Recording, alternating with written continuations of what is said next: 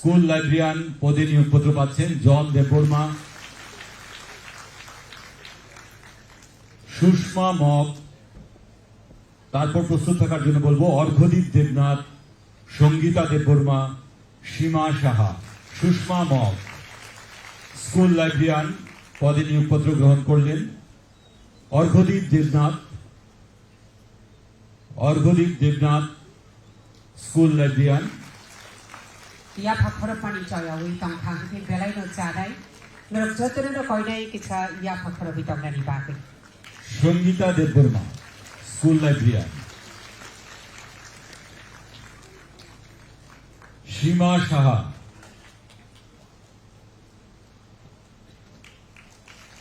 মধ্যশিক্ষা দপ্তরে প্রত্যেকে নিয়োগ পাচ্ছেন। সীমা সাহা। তারপরে আসছেন শ্রীপদ দাস।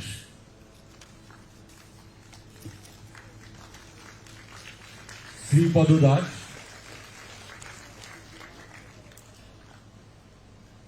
আনসার আলী।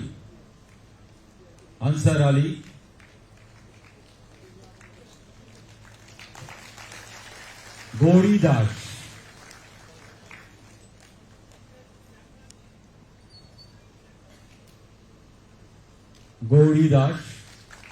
এরা সবাই স্কুল লাইব্রেরিয়ান। অনামিকা দাস, আপনি চলে আসুন। অনামিকা দাস।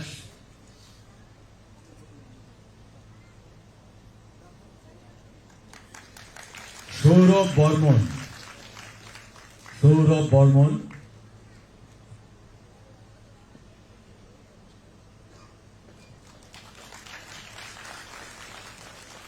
অনুতা ত্রিপুরা।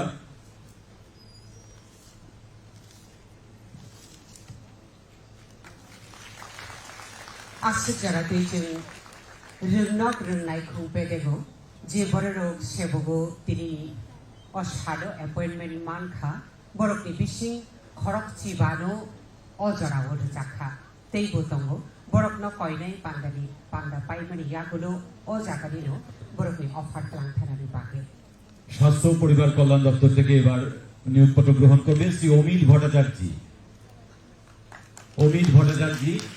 প্রস্তুত থাকার জন্য অনুরোধ করব। মধুমিতা বিশ্বাস, ভারতমণি নোয়াতিয়া, ভীমা চক্রবর্তী। মধুমিতা বিশ্বাস, আপনি চলে আসুন। মধুমিতা বিশ্বাস স্বাস্থ্য পরিবার কল্যাণ দপ্তরে নিয়োগপত্র পাচ্ছেন। মধুমিতা বিশ্বাস নিয়োগপত্র প্রদান করছেন আজকের অনুষ্ঠানের মাননীয় প্রধান অতিথি ভরতমণি নোয়াতিয়া। অবনিয়াগুলো ভীমা চক্রবর্তী। অবনিয়াগুলো তিয়ার টংনানি বাকি কবকনায় পিন্টু মগ।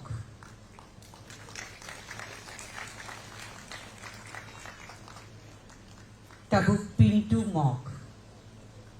অবনিয়াগুলো প্রিয়া শর্মা।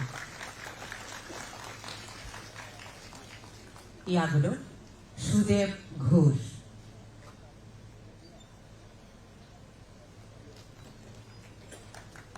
প্রিয়া শর্মা।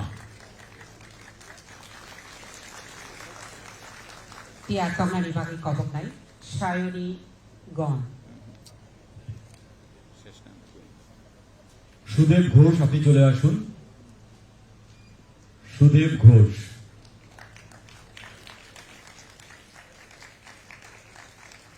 সায়নী গণ, আপনি চলে আসুন। সায়নী গণ।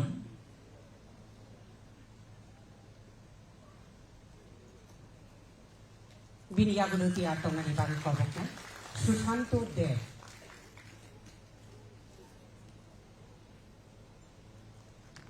ইয়াগুলো দয়া কুমারী মলসম।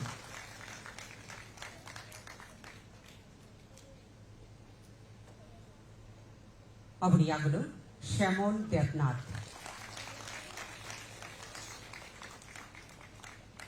অবনিয়াগুলো রিজন্তা ত্রিপুরা। শ্যামল দেবনাথ নিয়োগপত্র গ্রহণ করছেন। রিজন্তা ত্রিপুরার হাতে নিয়োগপত্র তুলে দিচ্ছেন রাজ্যের মাননীয় মুখ্যমন্ত্রী প্রফেসর ডক্টর মানিক শাহ মহোদয়। দীনেশ ত্রিপুরা চলে আসুন। ইয়াগুলো মনীষা গোপ অবনি ইয়াগুলো পাই থাকো বিশ্বজিৎ ঘোষ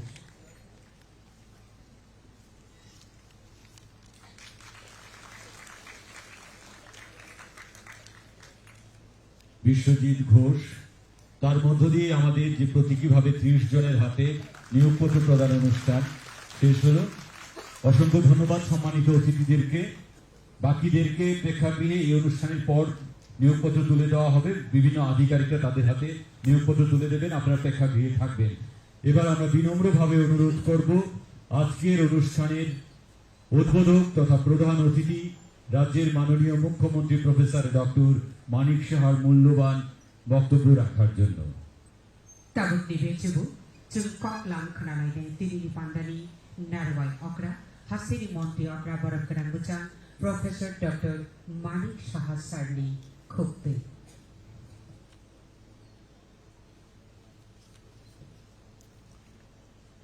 শুভ সন্ধ্যা, সবাইকে নমস্কার, যতন খুলুমকা। আজকের এখানে distribution of offer of appointment of education department and health and family welfare ডিপার্টমেন্টের যে কার্যক্রম, সেই কার্যক্রমে আমাদের মাঝে উপস্থিত আছেন স্পেশাল সেক্রেটারি এডুকেশন ডিপার্টমেন্টে শ্রী রাবেল কুমার। উনি ওনার স্বাগত ভাষণ আমাদের সামনে রেখেছেন। এখানে উপস্থিত আছেন director secondary and elementary education Shri NC. Sharma মহোদয়, in-charge director family welfare and preventive medicine doctor Anjan Das মহোদয়, ডাইরেক্টর অফ হেলথ সার্ভিস নিচে আছেন এখানে ডক্টর তপন মজুমদার মহোদয়, Shri Rajiv Dutta additional secretary health government of Tripura, তাছাড়া স্বাস্থ্য ও শিক্ষা দপ্তরের যারা এখানে আধিকারিকরা এখানে উপস্থিত আছেন এবং যারা অভিভাবক এবং আত্মীয় স্বজন আজকে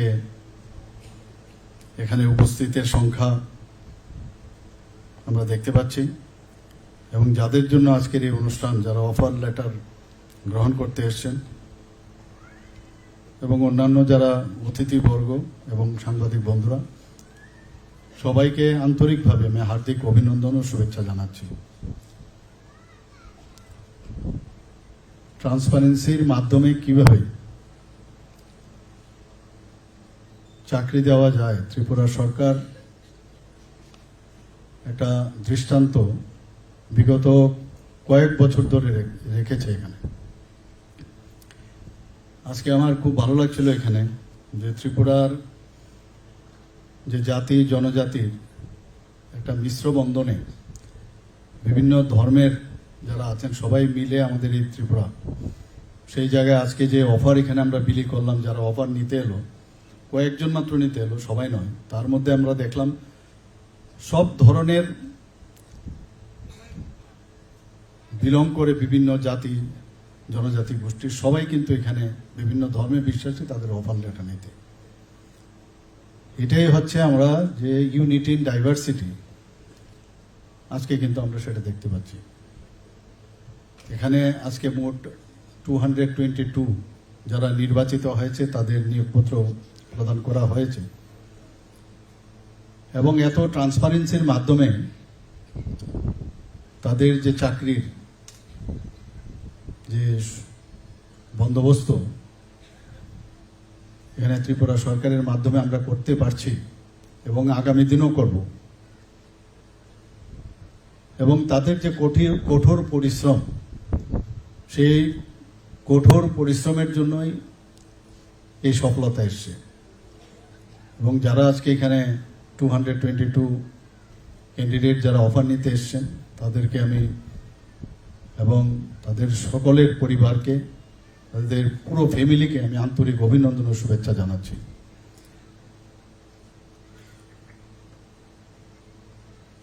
যারা আগামী দিনে বিভিন্ন দপ্তরে আজকে দুটো দপ্তরে এখানে এডুকেশন দপ্তর এবং হেলথ অ্যান্ড ফ্যামিলি ওয়েলফেয়ার বিভিন্ন দপ্তরে যারা জয়েন করতে এসছেন, তাদেরকে আমি একটা কথাই বলবো যে জয়েনিং এর পর কেন্দ্রীয় সরকারের এবং রাজ্য সরকারের যে বিভিন্ন কর্মসূচি এবং সেইগুলো কিভাবে বাস্তবায়িত করা হয় একটু কনসেন্ট্রেট করে আমার মনে হয় বাস্তবায়িত যদি করা যায় তবেই সাধারণ মানুষের সেটা কাজে আসবে। আমরা অনেক সময় চাকরি পেলাম, এটা যেন না হয়। চাকরি, আমরা তো মানুষের প্রতিনিধি, কিন্তু আপনারাও কিন্তু আরেক দিক দিয়ে প্রতিনিধি, কারণ মানুষের কারণে কিন্তু আপনারা চাকরিটা পেয়েছেন। কাজেই মানুষকে ফিরিয়ে দেওয়ার যে একটা প্ল্যাটফর্ম আপনারা পেয়েছেন, এই সুযোগ কিন্তু সবসময় আসবে না। আমরা যে গত কয়েক মাস ধরে আমি বলবো আমরা যে অফার বিলি করেছি, এর মধ্যে বিভিন্ন দপ্তরে সেখানে এখন পর্যন্ত ডাইন হার্নেস শুদ্ধ 19,484 জনকে আমরা চাকরি প্রদান করেছি। এত বড় একটা নাম্বার। আমরা জানি যে কারোর বাড়িতে আজকে চাকরি হলে শুধু তার ব্যক্তিগত লাভালাভির বিষয় না, পুরো ফ্যামিলির মধ্যে একটা আনন্দের বন্যা কিন্তু বয়েছে। ছোট ছোট বাচ্চাকে নিয়ে ওইখানে আমি দেখলাম এসছে এখানে। তা আমরা সবাই বুঝি একটা চাকরি বা কর্মসংস্থান একটা ফ্যামিলির জন্য কত ইম্পর্টেন্ট। ত্রিপুরা সরকার চেষ্টা করছে বিভিন্নভাবে, বিভিন্ন যেসব দপ্তরগুলো আছে যেখানে এখনো ভ্যাকেন্সি রয়েছে সেগুলো ফিল আপ করার জন্য আমরা পুরো দমে আমরা চেষ্টা করছি। আজকের যারা লাইব্রেরিয়ান প্রায় 107 জনের মতো, তাদেরকে অফার দেওয়া হবে বা দেওয়া হয়েছে কিছু কয়েকজনকে। লোয়ার ডিভিশন ক্লার্ক 15 জনকে এবং গ্রুপ ডির 2 জন, মাল্টিটাস্কিং স্টাফ 98, টোটাল 222। একটা বিরাট সংখ্যা।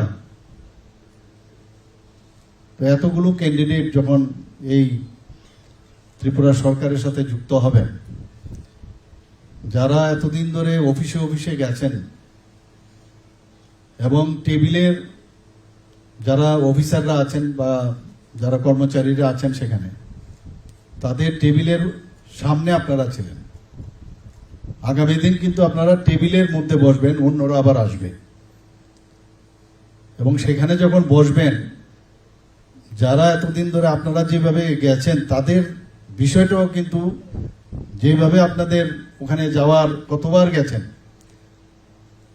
আমরা আমাদের ছেলে মেয়েদের আমরা যেটা পাইনি সেটা দেওয়ার ব্যবস্থা করি। তদ্রূপ আপনারাও যখন সেখানে গেছেন, তাদের কি সমস্যা, আপনাদের কি হয়েছিল, সেই সমস্যাটা মনে রেখে যারা আগামী দিন আপনাদের কাছে আসবে বিভিন্ন বিষয়ে, সেই সমস্যার নিশ্চয়ই আপনারা মনোযোগ দিয়ে সেই কাজটা করবেন। আমাদের শুধু সরকারি চাকরি না, সরকারি চাকরি ব্যতীত আমরা এখানে বিভিন্ন নতুন নতুন ক্ষেত্র, বিভিন্ন চাকরির সুযোগ আমরা চেষ্টা করছি।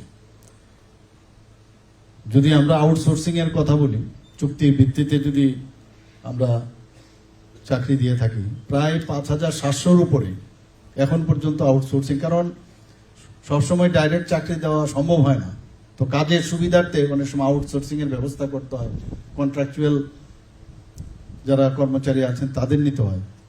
তো সেই রকম আমরা একটা বিরাট একটা অংশ সেইভাবে তাদের চাকরি দেওয়া হয়েছে। বিভিন্ন সিকিউরিটি গার্ড এবং অন্যান্য পরিষেবার জন্য আজকে সরকারি হোক বেসরকারি পদে প্রায় 2,987 জনের মতো চাকরি দেওয়া হয়েছে। এখানে 2024-25 অর্থবর্ষে ন্যাশনাল ক্যারিয়ার সার্ভিস যে প্রজেক্ট, সেটা বেসরকারি ক্ষেত্রে আমরা সেটা করে থাকি। সেখানেও আমরা দেখেছি প্রায় 305 জনের মতো নিযুক্তি পেয়েছে। আপনারা নিশ্চয়ই শুনেছেন এর আগেও ভারত সরকারের যে ministry of statistics and programme implementation, সেখানে পিরিয়ডিক লেবার ফোর্স সার্ভে একটা হয়। সেখানে দেখা যায় যে 2018-19 সালে আমাদের রাজ্যে বেকারত্বের হার জাতীয় গড়ের থেকে কিন্তু অনেক বেশি ছিল, কিন্তু 2018-19 সালে যেখানে জাতীয় গড় ছিল 5.8%, আমাদের ছিল 10%। কাজে অনেক একটা বিরাট গ্যাপ ছিল। সেই জায়গায় 2023-24 অর্থবর্ষে আমাদের ত্রিপুরা রাজ্যে বেকারত্বের হার ছিল মাত্র 1.7%, এবং জাতীয় গড় কত ছিল? 3.2%। কাজে আমরা কোথার থেকে 10 থেকে এখন 1.7% এসেছি, এবং জাতীয় গড় থেকে অনেক নিচু। অর্থাৎ এই ডাটাগুলোর থেকে বোঝা যায় যে আমরা ঠিক পথে যে চলছি, সেটা কিন্তু আজকে এখানে আমি বলতে দ্বিধাবোধ করব না যে মানুষের জন্য আমরা যেভাবে কথা দিয়েছিলাম যে কর্মসংস্থানের সুযোগ, সেই কাজটা আমরা কিন্তু করছি। এখানে শুধু চাকরি পেলাম, গিয়ে বসে গেলাম টেবিলে, সেটা কিন্তু হবে না। মাননীয় প্রধানমন্ত্রীজি বারবার বলছেন যে যে জায়গায় চাকরি করুক, সে ইঞ্জিনিয়ার হতে পারে, ডাক্তারও হতে পারে, সে আইএস অফিসারও হতে পারে, আইপিএস হতে পারে, যতক্ষণ ধরে তাকে প্রপার ট্রেনিং লাগবে। সেই কর্মদক্ষতা তবেই আসবে যদি ট্রেনিং আসে, এবং সেইগুলো কিন্তু আপনাদেরও দেওয়া হবে, এবং মনে প্রাণে যেভাবে ট্রেনিং দেবে। আর এক্সপিরিয়েন্সের তো কোনো সময় সেটাকে মাপা যাবে না, এক্সপিরিয়েন্সের উপরে আর কিচ্ছু হয় না। কিন্তু মেইন যে আপনাদের যে ক্যাপাসিটি বিল্ডিং, সেটা অবশ্যই আপনাদের করতে হবে। তার জন্য বিভিন্ন দপ্তরে আপনাদেরকে সেই কাজটা করবে। এবং মাননীয় প্রধানমন্ত্রী যে বারবার বলছেন যে মেধার অনেক এমপ্লয়ি আমাদের আছে, যখনই কোনো বিষয়ে দায়িত্ব দিতে হয় তখন আমরা ভাবি যে না, ওকে যদি দেই কাজটা উঠিয়ে আনতে পারবে। তো প্রথম থেকে যদি আমরা কাজটা ওইভাবে করতে পারি, নিজেকে যদি প্রতিষ্ঠিত করতে পারি সুনামের সাথে, তাহলে আগামী দিন সিলেকশনের ক্ষেত্রে সুবিধা হয়। 5টা আঙ্গুল সমান হবে আমি বলছি না, কিন্তু চেষ্টা যদি আপনারা করেন, আমার যে কাজটাই হোক, এই কাজটা এট বেস্ট আমার তরফ থেকে যেটা বেস্ট আমি সেটা দেব, তবেই আমাদের যে আগামী দিনের যে গুণগত উৎকর্ষতা সেটা সম্ভব হবে।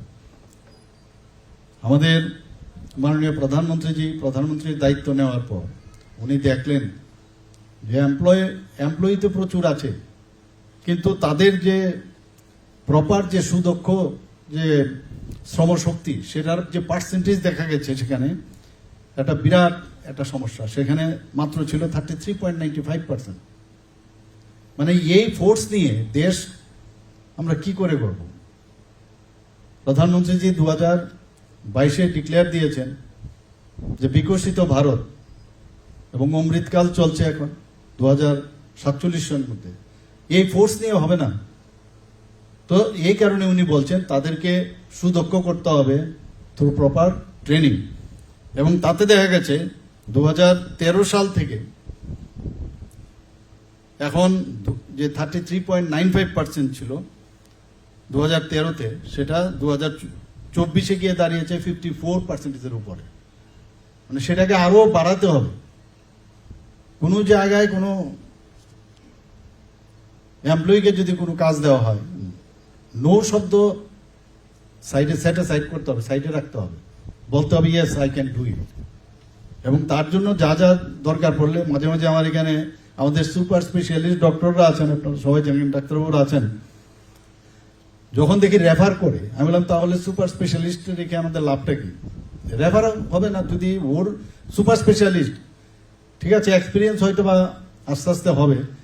তা আমি বারবার বলছি, ওর যদি আরো বেশি ট্রেনিং এর দরকার হয়, আমরা সেই ট্রেনিং এর আমরা ব্যবস্থা করবো। স্পেশালিস্টও আছে, একই অবস্থা। তো আস্তে আস্তে করে কিন্তু এই রেফারের যে সেটা কিন্তু অনেকটা হ্রাস পেয়েছে। তো সর্বক্ষেত্রেই আমি একটা উদাহরণ দিলাম, সর্বক্ষেত্রেই আমাদের যারা আজকে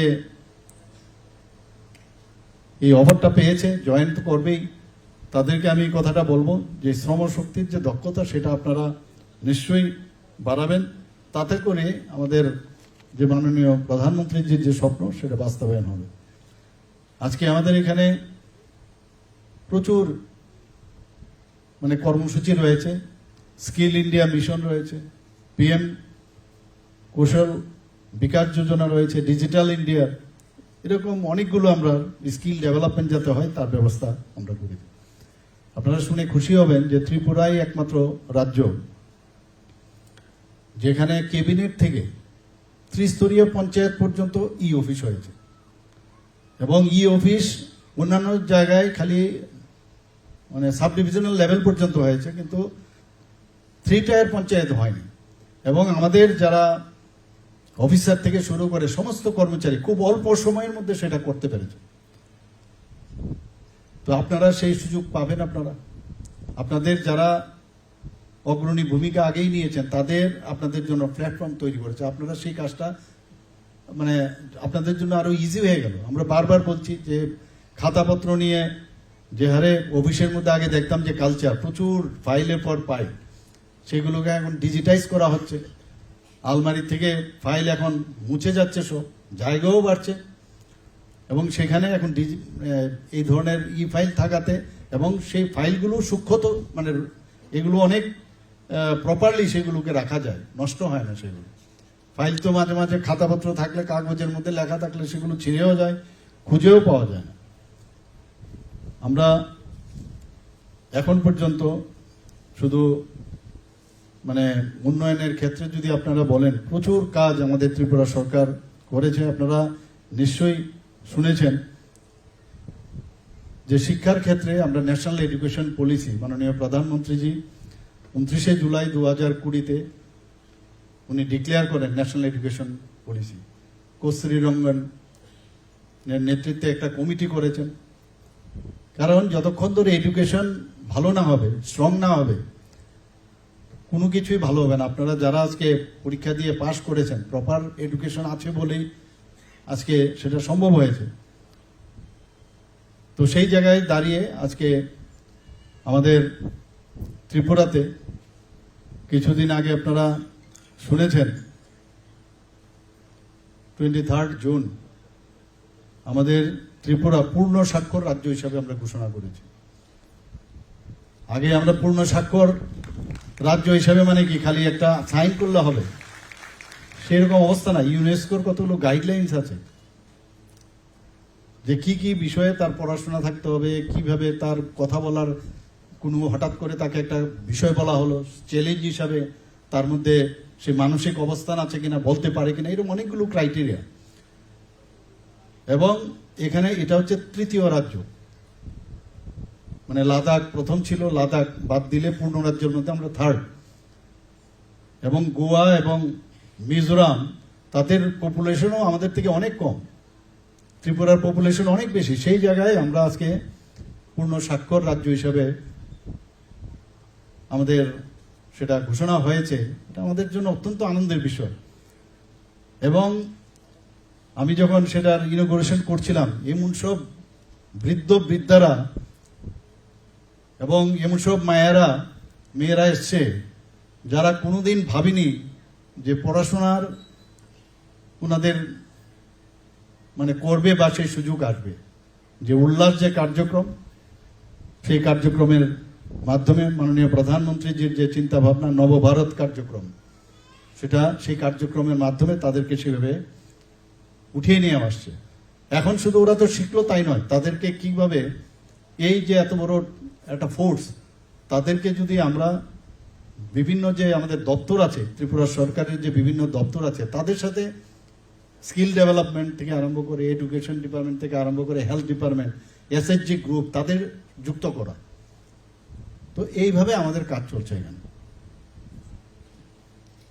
আমাদের এনসিইআরটি পাঠ্যক্রম চালু হয়েছে, সুপার 30 প্রকল্প ত্রিপুরাতে এডুকেশন ডিপার্টমেন্টে চালু হয়েছে। আমাদের মেয়েরা যাতে আগামী দিন আমরা মহিলাদের বা মেয়েদের আমরা এম্পাওয়ারমেন্টের কথা বলছি। ক্লাস 9-এ যেসব মেয়েরা আছেন তাদেরকে আমরা বিনামূল্যে সাইকেল দেওয়ার ব্যবস্থা করেছি। প্রায় 1,22,000-এর উপরে বাইসাইকেল এখন পর্যন্ত তাদের দেওয়া হয়েছে। শুধু তাই নয়, কিছুদিন আগে আমরা বিনা পয়সায় 140 জন, মুখ্যমন্ত্রীর একটা প্রকল্প, সেই প্রকল্পে আমরা 100 জন যারা টিবিএসসি বোর্ডে প্রথম যারা 100 জন হয়েছে এবং 40 জন যারা সিবিএসসি বোর্ড থেকে পাশ করেছে, বিনামূল্যে তাদের মেয়েদের,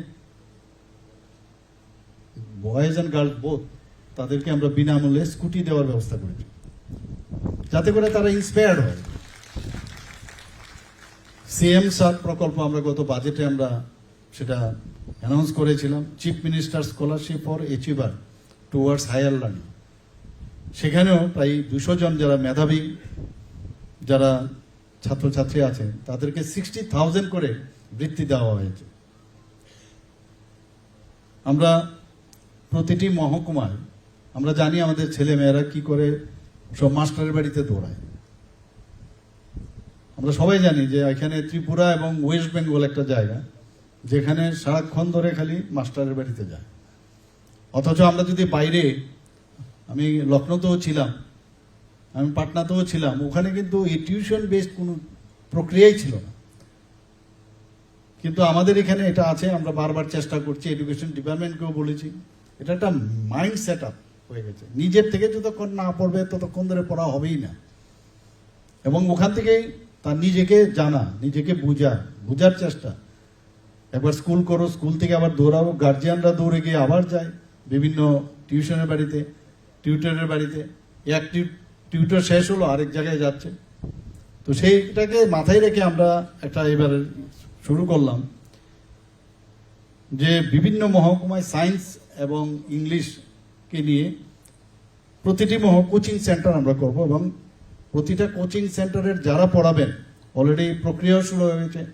বেস্ট যারা টিউটর আছে বাইরের থেকে তারাও আসবে সেখানে, যাতে অ্যাটলিস্ট আমরা শুরু করলাম যে সেখানে তাদের পড়াশোনার ব্যবস্থা আমরা করেছি। কিছু কিছু বাইন্ডিংস রাখা হয়েছে, সবাইকে তো পড়ানো যাবে না, আস্তে আস্তে করে হয়তো ভবিষ্যতে সবাইকে পড়ানো হবে। এতে করে যে প্রাইভেট টিউশন এখানে যাওয়ার সেটা কমে যাবে। আমরা নতুন আরো অনেক কলেজ, জেনারেল ডিগ্রি কলেজ আমরা করছি এখানে, আমবাসা, কাকরাবন, করবুকে। এবং কম্পিটিটিভ এক্সামের জন্য আপনারা জানেন যে কম্পিটিটিভ এক্সাম হয়, স্টেট ব্যাংকের একটা গত বছর সেখানে পরীক্ষা দেওয়ার জন্য রাস্তার মধ্যে, যদিও সে এক্সামিনই ছিল না, কিন্তু অ্যাক্সিডেন্ট হয়ে মারা গেছে। তো আমরা এই বিষয়ে মাথা রেখে, আমাদের গভর্নমেন্ট অ্যাকাউন্টেবলের গভর্নমেন্ট এবং রেসপন্সিবল সরকার, তো সেই কথা মাথায় রেখে আমরা এখানে যে কম্পিটিটিভ এক্সাম সেন্টার উদয়পুর এবং আগরতলা এবং আমবাসাতে করছি, যাতে সমস্ত যে মহকুমা বা যে সাব ডিভিশনগুলো আছে সেখানে কভার করে। আমরা এখন পর্যন্ত ইনফ্রাস্ট্রাকচার যদি কথা বলি, ইনফ্রাস্ট্রাকচার ডেভেলপমেন্টের জন্য জানুয়ারি থেকে জুন এই কয়েক মাসের মধ্যে আমার বিভিন্ন জায়গায় আমার যেতে হয়, এভরিডে কোথাও না কোথাও প্রোগ্রাম থাকে। এই 6 মাসের মধ্যে, 5 থেকে 6 মাসের মধ্যে যে ভিত্তিপ্রস্তর, কালকেও আমি করেছি 2-3 জায়গায়, এবং উদ্বোধন 638 কোটি টাকার আমি বিভিন্ন স্কুল, হাসপাতাল সেগুলো আমি করেছি। আপনারা বাজেটে আপনারা দেখেছেন এইবার 2018-তে থেকে এখন পর্যন্ত যে রাজ্যের যে নিজস্ব কর এবং করের বাইরেও যে বহির্ভূত কর, এখানে কিন্তু অনেক বেশি। মানুষ আগে কর দিতে চাইতো না, ট্যাক্স দিতে মনে করে যে আমি রোজগার করবো, আমি কি ট্যাক্স দেবো। এখন মানুষ বুঝতে পারছে যে আমার ট্যাক্স যদি আমি দিই সেটা আমার রাজ্যের এবং দেশের উন্নতিতে কাজে আসবে। তার জন্য বৃদ্ধি হয়েছে প্রায় 236%। এটা বিরাট বিষয়। আপনারা নিশ্চয়ই, বারবার আমি একই কথা বলি, আমরা যে সঠিক দিশায় আমরা চলছি। নর্থ ইস্টার্ন জোনের মধ্যে আমরা জিএসডিপি অর্থাৎ স্টেট যে জিডিপি, সেটা কিন্তু আসামের পরে আমরা সেকেন্ড হাইস্ট, এবং আমরা সারা ভারতবর্ষের মধ্যে one of the smallest state, 3 নম্বর পজিশনে আমরা আছি। শুধু তাই নয়, পার ক্যাপিটা ইনকাম যদি আমরা দেখি, এখানে সিকিমে আপনারা জানেন সেখানকার যে ক্লাইমেটের কারণে বহু মানুষ সেখানে যায়, এবং সেখানের যে পার ক্যাপিটা ইনকাম আমাদের থেকে বেশি। তো নর্থ ইস্টার্ন জোনে হাইয়েস্ট হচ্ছে সিকিম, অ্যান্ড সেকেন্ড হাইয়েস্ট আমরা ত্রিপুরা, সেটা মনে রাখতে হবে। এবং গত বছর আমাদের বাজেট অনলি 25,000 কোটি টাকা আমরা রেখেছিলাম। বাজেটের অর্থ হচ্ছে আগামী দিন আমরা কত চাকরি দেব, কত ডেভেলপমেন্ট করব, রাস্তাঘাট, বিভিন্ন স্বাস্থ্য হোক, খেলাধুলার বিষয়ে হোক, এগ্রিকালচারই হোক। সেখানে 27,000 কোটির থেকে গত বছর আগের বছর ছিল বাজেট, আর এইবারের যে বাজেট আমরা সেখানে 32,000 কোটি টাকা এবার রেখেছি, অর্থাৎ এক লাফে জাম দিয়েছে। এটা কিন্তু এমনিতে হয়নি, এটা হয়েছে এই কারণে আমাদের যে কাজকর্ম দেখে যে এখানে প্রপারলি পয়সা তার ইউজ হয়। তো সেন্ট্রাল গভর্নমেন্ট মোদিজি বুঝেছেন যে ওনাদেরকে পয়সা দিলে প্রপারলি সেটা ইউটিলাইজ হবে, এবং আগামী দিনে আপনারা এই কাজটা যখন সততার সাথে করবেন তা আমাদের পক্ষেও সুবিধা হবে, যে মিডল ম্যান বা মাঝখান থেকে করাপশনের যে বিষয় চলে আসে সেটা যেন না হয়। কেন্দ্রীয় সরকারের যে বিভিন্ন ফ্ল্যাগশিপ, সেখানে হয়তোবা আপনারাও কাজ করতে পারেন, বা আগে যারা কাজ করছে বা আগামী দিনে যারা কর্মচারীরা আসবেন তাদের জন্য PM Awas Yojana, PM Kisan Samman Nidhi, PM Ujjwala যোজনা, আয়ুষ্মান ভারত, আমাদের মুখ্যমন্ত্রীর জন আরোগ্য যোজনা আছে, প্রধানমন্ত্রীর জন আরোগ্য, এগুলো কিন্তু আপনাদের সেই স্কিম করলাম, কিন্তু সেগুলো ইমপ্লিমেন্টেশনের দায়িত্ব কিন্তু আপনাদের। আমরা অনেকগুলো মুখ্যমন্ত্রীর নামে আমরা করেছি যোজনা প্রকল্প, মুখ্যমন্ত্রী প্রাণী সম্পদ বিকাশ যোজনা, মুখ্যমন্ত্রী যে ফিশারি ডিপার্টমেন্ট সেখানে একটা যোজনা আমরা করেছি, নগর উন্নয়ন প্রকল্প আমরা করেছি। আপনারা ভাবুন, শুধু আগরতলার আগামী দিন এখনো বাইরের থেকে যখন মানুষ আসে বলে আগরতলা বা ত্রিপুরা এত সুন্দর হতে পারে আমরা ভাবতেও পারি না। ত্রিপুরা সম্পর্কে একটা ধারণা থাকে কি একটা পাহাড়ি জায়গায় কি হবে, কিন্তু এখানে এসে অবাক হয়ে যায়। এখানে আমাদের মাননীয় প্রধানমন্ত্রীজি যখন উনি বলেন যে অ্যাক্ট ইস্ট পলিসিতে হীরা মডেল দিয়েছে, ন্যাশনাল হাইওয়ে দিয়েছে, তো এয়ারপোর্ট থেকে শুরু করে মানুষ যখন ঢুকে এখানে বা রেল থেকে যখন আসে, তো বোঝা যাচ্ছে কিভাবে ডেভেলপমেন্ট কাকে বয়, মোদিজি সেটা দেখিয়ে দিয়েছেন। আমাদের আগে নর্থ ইস্টার্ন জোনে কি অবস্থাটা ছিল, উগ্রবাদীদের জন্য মানুষ এক জায়গা থেকে আরেক জায়গায় যেতে পারত না। প্রায় 11টার থেকে 12টার মতো অ্যাকর্ড করেছেন মাননীয় প্রধানমন্ত্রীজির নেতৃত্বে আমাদের হোম মিনিস্টার অমিত শাহজি, এবং আমরাও সেখানে গেছি। আজকে ত্রিপুরা একটা রাজ্য যেখানে কোনো রকম উগ্রবাদী নেই, উগ্রবাদী ফ্রি ত্রিপুরা।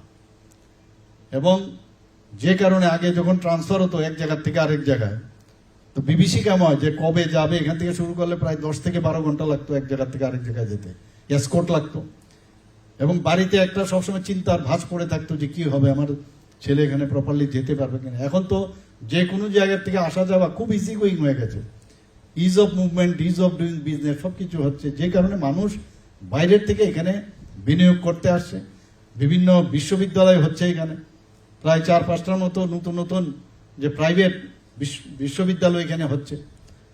এখানে মেডিকেল কলেজের আসন সংখ্যা 400 হয়ে গেছে, ডেন্টালের গভর্নমেন্ট লেভেলের 63 আসন সংখ্যা হয়েছে, ফার্মেসি কলেজ আছে, এগ্রিকালচার কলেজ আছে, ন্যাশনাল ল ইউনিভার্সিটি হয়েছে এখানে, ন্যাশনাল সংস্কৃত ইউনিভার্সিটি এখানে আছে।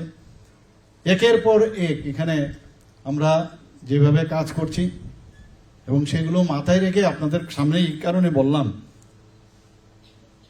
যে আমাদের এখানে আইন শৃঙ্খলাও যেভাবে আমরা এখানে বজায় রেখেছি এত সুন্দর।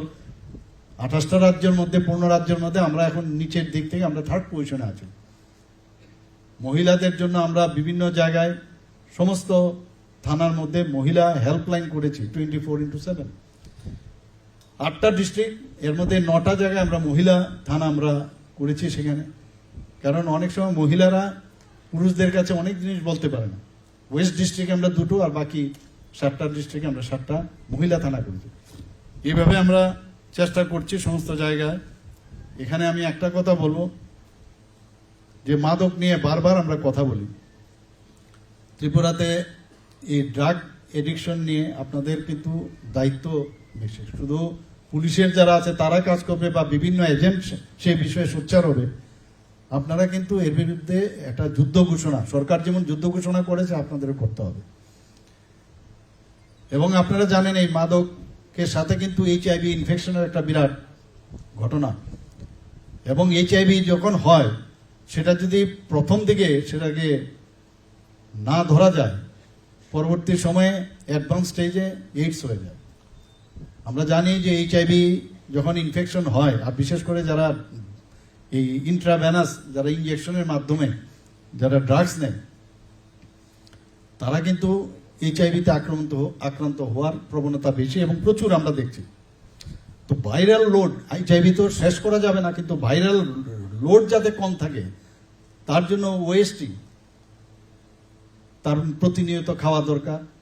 মানে নেশার পরিবর্তে ওএসটি খাওয়া যায়, অনেকটা ওই রকমই ফিলিং থাকবে, কিন্তু ড্রাগসের মতো নেশাটা হবে না। আবার অ্যান্টিরেট্রোভাইরাল যদি থেরাপি নেয় তাহলেও ভাইরাল লোড অনেকটা কম থাকবে। তাহলে মাদার থেকে প্রেগনেন্ট লেডি যদি থাকে তার বাচ্চারও কিন্তু সেটা ট্রান্সফার হবে না। তো এই বিষয়গুলো নিয়ে আপনারা আলোচনা করুন, বিভিন্ন জায়গায় অ্যাওয়ারনেস প্রোগ্রাম করুন, যেটা কত মারাত্মক। ত্রিপুরা কিন্তু এখন সেই দিক দিয়ে, সব দিক দিয়ে ভালোর দিকে আমরা উপরে, আবার এইসবের দিকে আমরা উপরে। এটার সাথে তো এটার তুলনা হলে এটা তো ডাউন হতে হবে। কাজে সবাই মিলে আমরা যদি চেষ্টা করি, কোনো গার্জিয়ান যারা আছে দেখবেন ছেলে মেয়ে কোথায় ঠিকভাবে ওরা চলাফেরায় কোনো অ্যাবনর্মালিটি আছে কিনা, এবং যারা ড্রাগ পাচারকারী তাদের বিরুদ্ধে তো করছি আমরা, বাজেয়াপ্তও প্রচুর করছি। প্রায় 106% আমরা যে বাজেয়াপ্ত গত বছরের তুলনায় সেটা বৃদ্ধি পেয়েছে। আর ডিস্ট্রাকশনের দিক দিয়ে 132% বৃদ্ধি পেয়েছে। তো এইগুলো চলছে, কিন্তু আপনাদের সচেতনতা খুব প্রয়োজন। এই বিষয়ে আপনারা দেখবেন। আবার যারা আজকে এখানে অফার পেয়েছেন তাদেরকে তাদের জীবন সুগম হোক, এবং ত্রিপুরা সরকারের হয়ে আপনারা আগামী দিন সাধারণ মানুষের জন্য কাজ করবেন, এই আশা রেখে আমি আমার বক্তব্য শেষ করছি। নমস্কার, জয় হিন্দ, ভারত মাতা কি জয়। এতক্ষণ আমরা শুনলাম আজকের অনুষ্ঠানের উদ্বোধক